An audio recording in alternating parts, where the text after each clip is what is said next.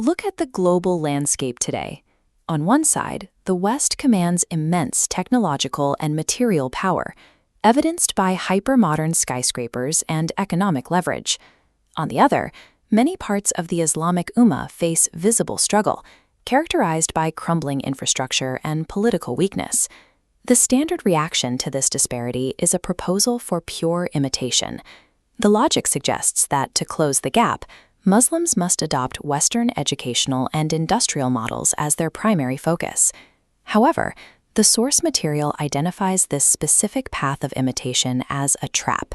It argues that by seeking honor through Western materialistic models, the Ummah risks deepening its own humiliation rather than escaping it. This warning is based on the idea that the Islamic Ummah is governed by a distinct set of universal laws, principles that differ from the metrics used to measure the success of secular nations. This concept is reflected in the advice of Umar bin al-Khattab.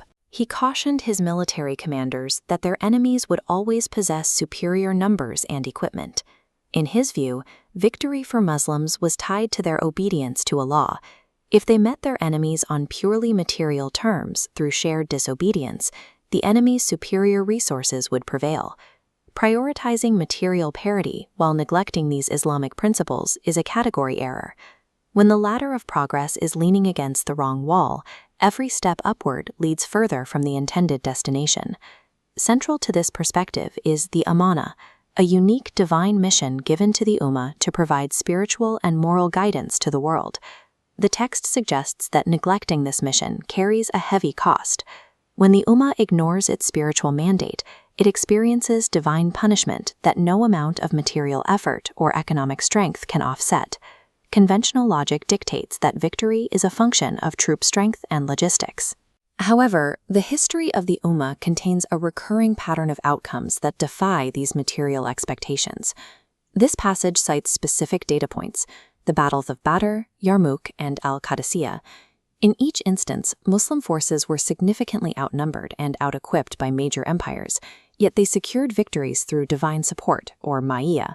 These victories stand in contrast to moments where material superiority was present, but spiritual conditions were ignored, leading to sudden collapse. Consider the Battle of Al-Iqab in Andalusia. Despite mobilizing a massive force of 500,000 personnel, the Muslim army was destroyed. The record attributes this to a reliance on their own numbers and a neglect of their spiritual foundations. These historical patterns suggest that for the Ummah, material numbers are a dependent variable. The independent variable for success remains its spiritual alignment. Highlighting the importance of spirituality does not imply an abandonment of science or technology. The requirement is not to choose between faith and material effort, but to understand their relationship. This is the concept of the tabir, or the veil. Material efforts are viewed as a necessary structural lattice, a vessel that allows divine decree to manifest in the physical world. The Ummah is commanded to maximize its material preparation and scientific pursuit. The distinction is that while the effort must be exhaustive, it is never seen as the ultimate cause of victory. Without the animating force of spiritual connection, material effort remains a hollow shell, unable to sustain the weight of a civilization. Material effort is a religious duty, but spiritual connection is the priority that gives that effort its efficacy. If the spiritual variable is the key to collective progress, the focus must shift to the micro-unit of society, the individual.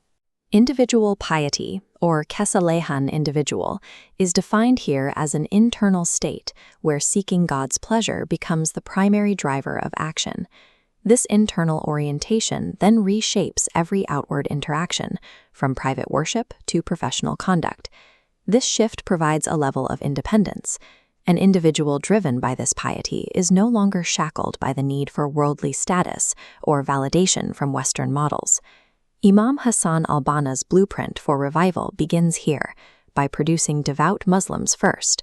These individuals then apply that devotion to their roles as doctors, engineers, and scientists, grounding their professional excellence in spiritual purpose. True progress is not found in a society that merely looks like the West, but in one where every scientist and laborer is motivated by an internal return to Allah. This produces the Rabbani individual, one whose deep connection to God allows them to exert an influence on the world that outweighs their material resources. A society built on this foundation naturally develops a civilization that is both technologically advanced and divinely supported. The early mujahideen at Qadisiyah illustrated this balance. They were described as devoted worshippers who spent their nights reading the Quran, yet they transformed into disciplined, formidable lions when called to action during the day. The revival of the Ummah is a bottom-up spiritual process. It begins not in a laboratory or an office, but in the heart of the individual believer returning to their Creator.